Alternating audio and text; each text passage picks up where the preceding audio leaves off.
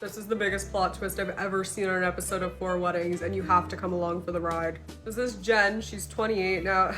Jen's not like other girls. For starters, everything that she's buying for her wedding is coming from online. In fact, she loves online so much that she met her future husband on there. She will not be having a head table at her wedding because she's like, I just want to sit with my guests. This is 29-year-old Valentina. She'll be having a throne at her wedding. Aww. She's calling this her big fat royal Italian wedding. I don't know, I'm just hoping that she has good food.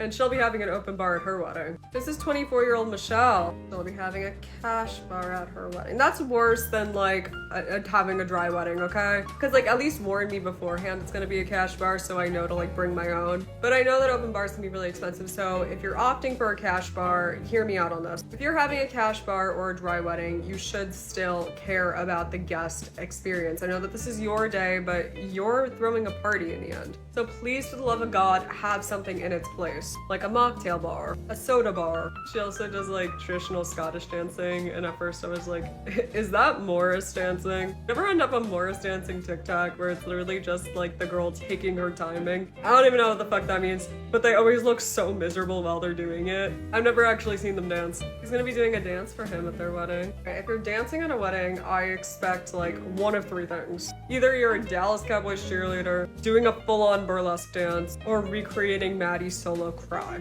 She won't be having a lot of food because she quote hates when weddings have lots of food.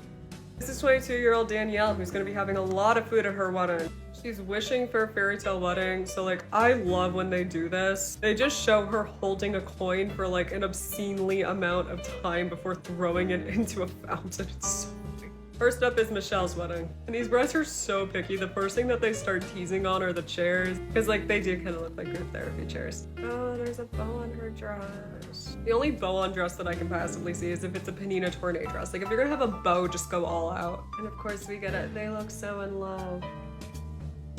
I ran out of everything and the only thing I have left is my boyfriend's whiskey. And we have a cash bar, open bar. Sorry, I meant cash bar, dry bar. I don't know if I'm able to do this much longer. Anyway, the room's disappointing as fuck. Can you tell what her theme was? You can't. Oh no, well it was red roses. Then for her entrance, she has a choreographed dance. Okay.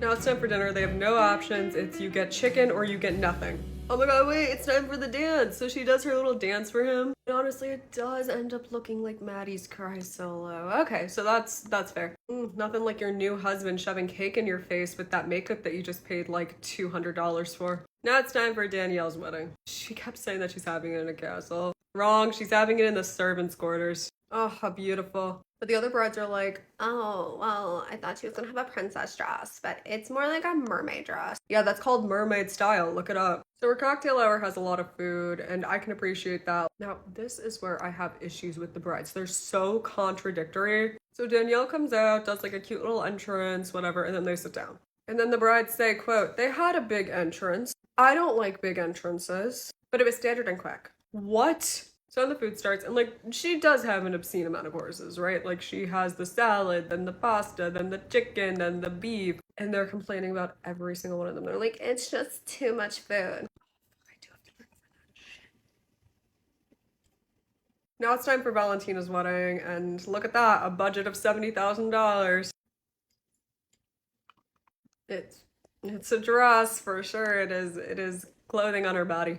And I always forget the narrator's like a key player here, so the other brides are kneeling because it's a full Catholic mass, and Danielle's just sitting, and the narrator goes, let's play a game, guess the agnostic. That's funny. He's gonna take, I guess I'm taking his job, but like, I'm gonna play the reverse card. By the way, they made like a really gross slurping and crunching sound when they were receiving communion. So they got to the venue and they're like, oh, it's not as pretty as I thought it would be. Did you see your own wedding? Okay, let's not get crazy here. So then dinner starts, to which they're like, well, it's steak. Yeah, there can be bad steaks and good steaks. Please differentiate. So she changed into a second dress and they're like, I hate that one. I hate this one more than the first. Some of the other brides goes, really? I thought they were both ugly. Oh, that's so funny. Finally, it's time for Jen's wedding. For the ceremony, they hand out these little like bell things with ribbons. And then one of the brides goes like, oh, what is this for? And another bride goes, maybe they're to show the colors since they're not really anywhere else in here.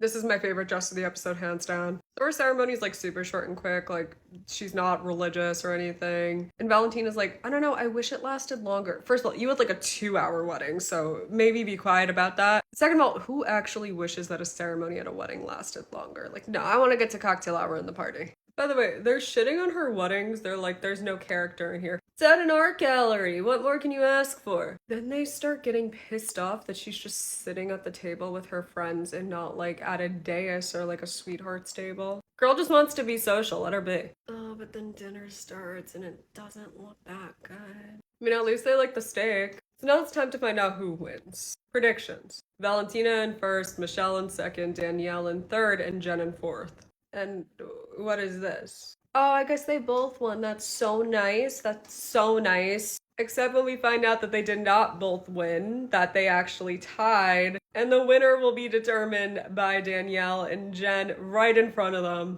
On the American version, they either like both let them win and then gave them like a slightly crappy honeymoon in like Florida, or just went based off of who had the highest overall experience score. So the men go back out and they're like, let's try this again. And Valentina won. So Valentina won with 68 points, which is incredibly low. Michelle came in second, also with 68 points. Danielle came in third with 63 points. And Jen came in last with 41.5 points out of a possible 120. I'm sorry, that's diabolical. That's awful. And they're going to Belize, and you can definitely tell that Valentina has no clue where Belize is because she's like, ah, babe, Belize. Let me know what else you want to see Sydney out.